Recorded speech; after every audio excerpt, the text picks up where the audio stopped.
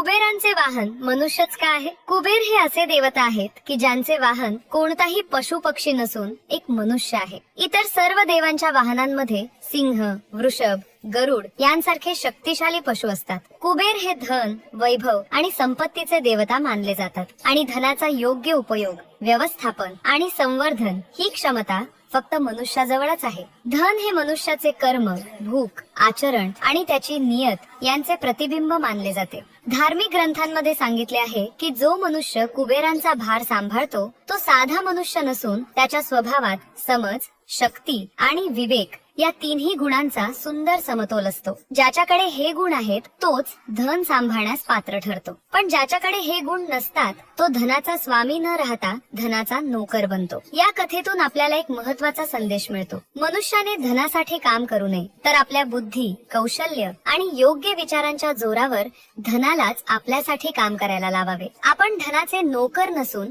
धनाचे स्वामी आहोत. म्हणूनच आपल्या जीवनात धनाचे सुयोग्य नियोजन, योग्य वेळेला योग्य वापर आणि मूल्य निर्माण करणाऱ्या मालमत्ता तयार करणे हे अत्यंत आवश्यक आहे.